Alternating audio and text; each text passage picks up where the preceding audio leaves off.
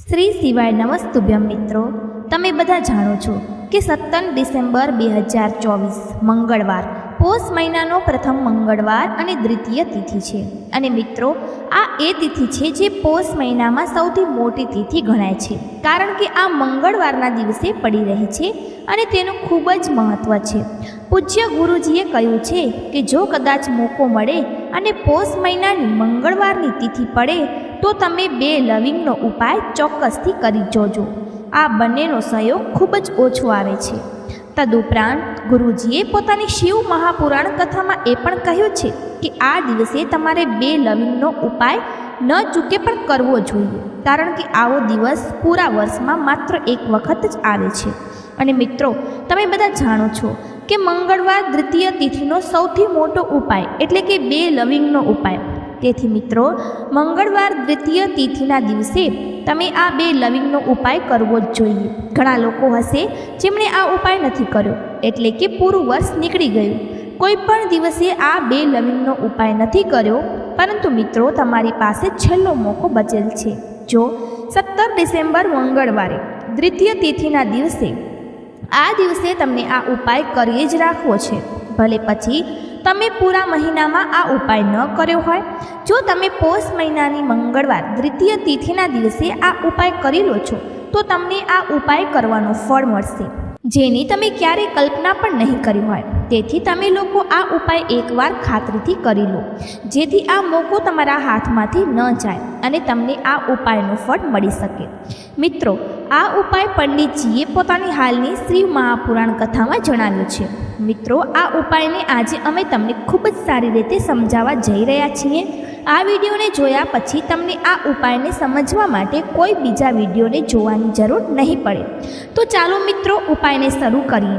જુઓ, આ મહિનામાં મંગળવાર દ્વિતીય તિથિના દિવસે આ કેટલો મહત્ત્વપૂર્ણ હોય છે.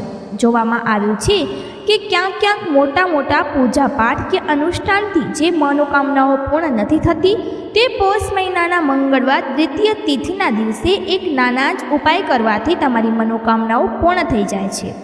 ઘણા બધા લોકો આ ઉપાય કર્યો છે અને તેમને આ ઉપાય કરવાનું ફળ પણ ન ચૂકે પણ મળ્યું છે. જો તમે પણ આ ઉપાયને કરવા માંગો છો તો પ્રથમ આ ઉપાયને સારી રીતે સમજી લો, સાંભળી લો અને પછી જ કરો.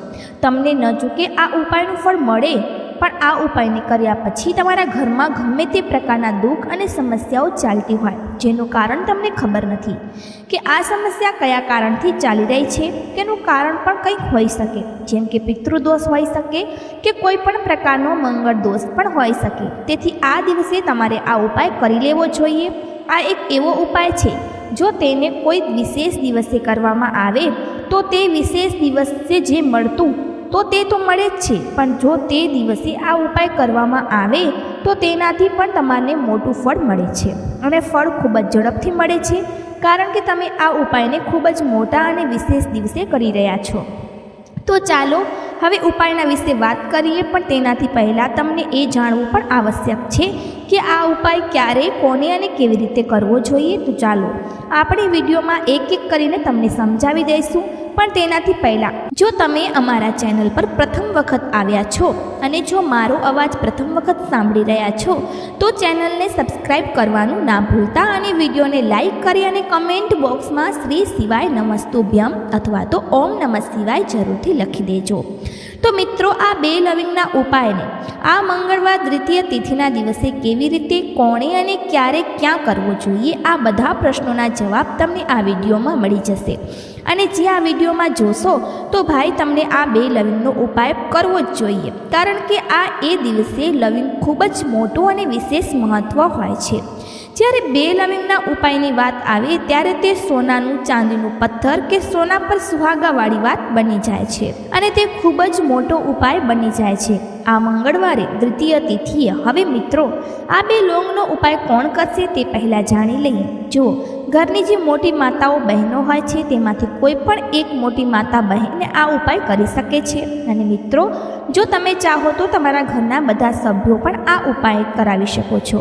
જો કોઈ વ્યક્તિને પોતાની કોઈ મનોકામના છે, પોતાની કોઈ દુઃખ કે પરેશાની છે, જે પોતાના માટે આ ઉપાય કરવા માંગે છે તો પણ પોતાના માટે કરી શકે છે. બાકી જો ઘરમાં કોઈ પણ પૂરા ઘરમાં પરિવારમાં સુખ શાંતિ માટે પણ તમે આ ઉપાયને કરવા માંગતા હોય તો પણ તે કરી શકે છે. તેમાં કોઈ તકલીફવાળી વાત નથી.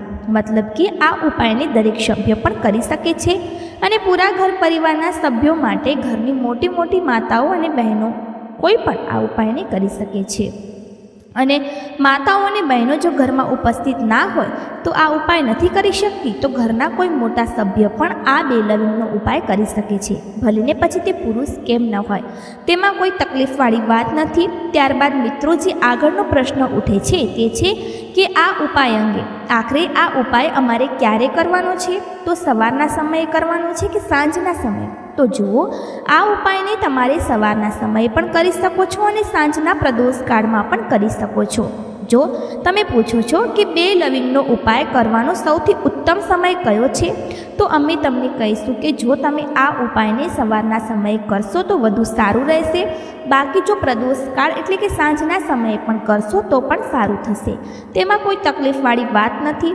તો હવે મિત્રો જે આગળનો સૌથી મોટો અને મહત્ત્વની બાબત આવે છે તે છે જો સવારે આપણે ઉપાય કરીશું તો અમને ક્યાંથી ક્યાં સુધી કરવો અને જો સાંજના પ્રદોષકાળમાં કરીશું તો ક્યાંથી ક્યાં સુધી કરવાનો છે.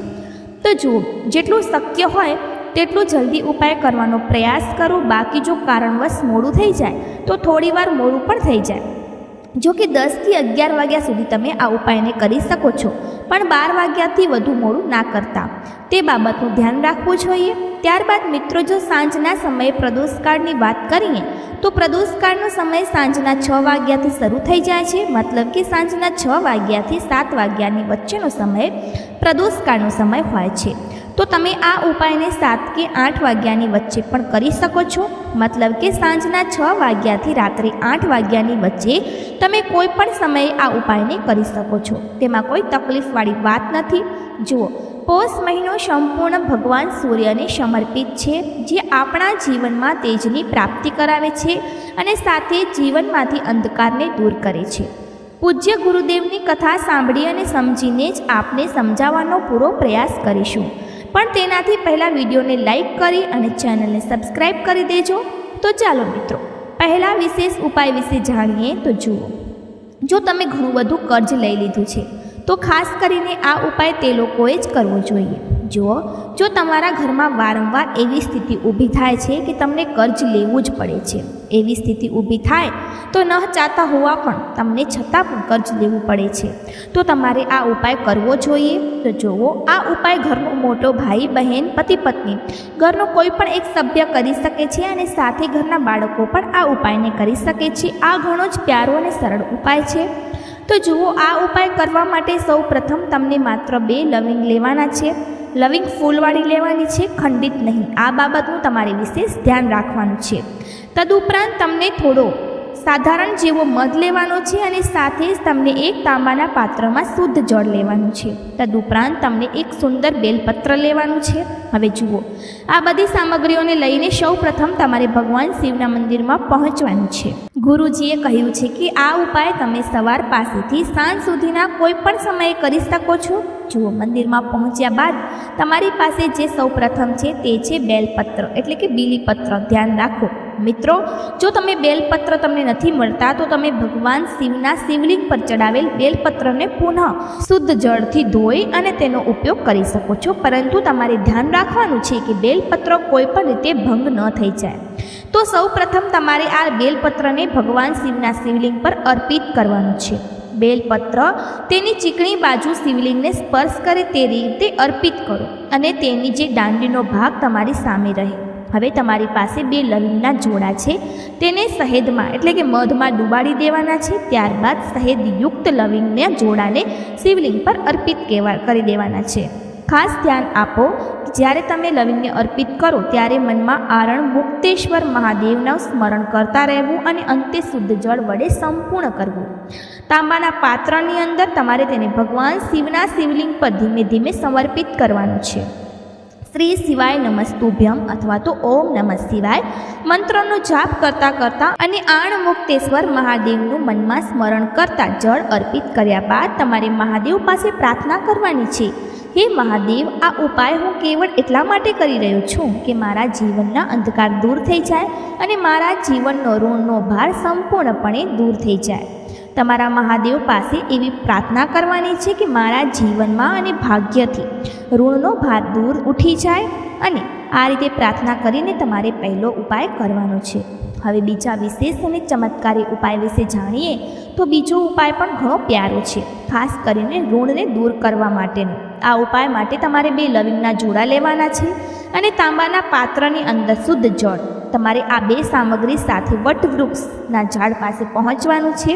વટવૃક્ષ એ દેવવૃક્ષ કહેવાય છે. તમારે એ જ વૃક્ષને નીચે પહોંચવાનું છે અને આ દેવવૃક્ષને નીચે તમારે જે 2 લવિંગ છે તેને પાત્રની અંદર નાખવાના છે. અને જ્યારે તમે આ 2 લવિંગને પાત્રની અંદર નાખશો ત્યારે તમારે વટકેશ્વર મહાદેવનું મનમાં સ્મરણ કરવાનું છે. આ જળને વટવૃક્ષની જળ પર સમર્પિત કરી દેવાનું છે. પૂજ્ય ગુરુજી પોતાની દરેક કથા દરમિયાન ઋણ મુક્તિ માટે આ ઉપાયનો ઉલ્લેખ કર્યો છે, જે ખૂબ જ ચમત્કારિક છે. ઘણી જગ્યાઓ પર વટવૃક્ષની નીચે શિવલિંગની સ્થાપના થઈ ગઈ હોય છે, તો તમારે જ આ જળને એ શિવલિંગ પર અર્પિત કરી દેવાનું છે.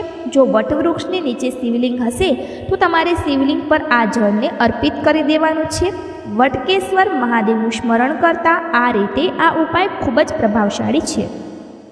આ ઉપાય ખાસ કરીને જળ સમર્પિત કરવાનો છે અને તો તમારે આ ઉપાય સૂર્યાસ્ત પહેલાં જ કરવો પડશે. હવે જુઓ, જો તમે આ ઉપાય સૂર્યાસ્ત પછી કરવા માંગો છો તો તમારે 1 લવિંગ લેવી પડશે અને સાથે જ તમારે 1 ગોળની બાતીનો દીપક પણ લેવો પડશે. હવે આ ગોળ બાતીનો દીપક વટકેશ્વર મહાદેવનું સ્મરણ કરતા વટવૃક્ષની નીચે પ્રજ્વલિત કરી દેવાનો છે અને તમારી પાસે જે 2 લવિંગ છે તે તમારે વટવૃક્ષના ત્યાં જ સમર્પિત કરી દેવાના છે. જ્યારે પણ તમે આ લોંગને સમર્પિત કરશો ત્યારે જે કર્જ લીધું છે તેનું મનમાં એકવાર સ્મરણ કરજો. જે વ્યક્તિ પાસેથી તમે કર્જ લીધું છે તેનું તમે પ્રાર્થના કરજો કે આ વ્યક્તિઓનું કર્જ મારાથી ઉતરી જાય. આવી પ્રાર્થના કરો. જે લવિંગ છે તેને વટવૃક્ષની જળમાં જ સમર્પિત કરી દેવા. આ રીતે તમારે આ સુંદર ઉપાય કરવાનો છે.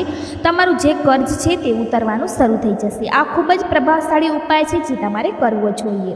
અને હવે ત્રીજા અને અંતિમ ઉપાય વિશે જાણીએ તો આ ઉપાય માટે તમારે થોડી લાલ ચંદન લેવી પડશે અને સાથે જ 1 લવિંગ પણ લેવું પડશે અને સાથે તમારે 1 તાંબાના પાત્રમાં શુદ્ધ પાણી લેવું પડશે. જુઓ, આ ઉપાય ખાસ કરીને મંગળવારના દિવસે જ કરવામાં આવે છે. તો સૌ પ્રથમ તમારી પાસે જે લાલ ચંદનનો પાવડર છે તેને તમારે આ પાત્રની અંદર મિક્સ કરી દેવું. હવે આ પાણીમાં જે ફૂલવાળી લોંગ છે તેને પણ નાખી દેવું. જુઓ, તમારે આ પાણીને તમારા હાથમાં પકડવાનું છે, પૂરા ઘરમાં ફરી જવાનું છે. આ પાત્રને લઈને તમારા પૂરા ઘરમાં ફરવું છે. એટલે કે 1 લવિંગ અને લાલ ચંદનના પાત્રમાં નાખ્યા પછી પૂરા ઘરમાં આ પાત્રને લઈને ફરવાનું છે. આ પાત્રને લઈને તમારે ભગવાન શિવના મંદિરમાં પહોંચી જવાનું છે.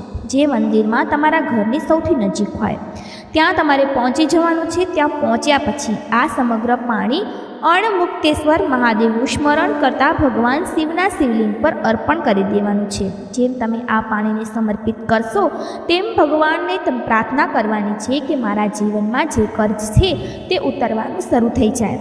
આવી પ્રાર્થના કરતાં કરતાં અણમુક્તેશ્વર મહાદેવનું સ્મરણ કરતાં આ પાણીને તમારે અર્પણ કરી દેવાનું છે. ભરોસો રાખો, તમારું જે પણ કર્જ છે તે ઉતરવાનું શરૂ થઈ જશે. જુઓ, જેમ તમે પાણી અર્પિત કર્યું તે પાણી જ્યારે શિવલિંગ પરથી વહીને જળાધારી તરફ આગળ વધશે ત્યારે તે પાણીને તમારે ઝીલી લેવાનું છે. એટલે કે 1 ખાલી પાત્ર લઈ તેમાં તે પાણીને ઝીલી લેવાનું છે. જે લાલ ચંદનવાળું પાણી તમે ચડાવ્યું છે તેનો થોડો ભાગ તમારે આ પાત્રમાં આવવો જોઈએ. હવે આ પાણીને તમારે તમારા ઘરે લઈ જવાનું છે. જુઓ, જો તમારા પતિ નોકરી કરતા હોય તો નોકરીના સ્થળે આ પાણીનો છંટકાવ કરવો જોઈએ. જો તમારા ઘરમાં વેપાર હોય તો વેપારના સ્થળે પાણીનો છંટકાવ કરવો. તમારો વેપાર અને તમારી નોકરી એટલી સારી રીતે ચાલશે, તમારું જે પણ કર્જ છે તે ઉતરવાનું શરૂ થઈ જશે. અને સાથે જ આ પાણીનો છંટકાવ તમે તમારા પોતાના ઘરમાં પણ કરી શકો છો. તો આ ઉપાય તમારે કરવાનો છે. માત્ર લાલ ચંદનના પાણીનો છંટકાવ કરી દેવાનો છે. તમારા ઘરની જે બધી નકારાત્મક શક્તિઓ છે તે બધી દૂર થઈ જશે અને તમારા કર્જ ઉતરવાનું શરૂ થઈ જશે. તો મિત્રો, આ હતા પૂજ્ય ગુરુજી દ્વારા બતાવેલા કેટલાક ખૂબ જ ખાસ ઉપાયો. જો આ માહિતી તમને ગમી હોય તો વિડીયોને લાઈક કરશો. ફરીથી મળીશું નવા વિડીયો સાથે.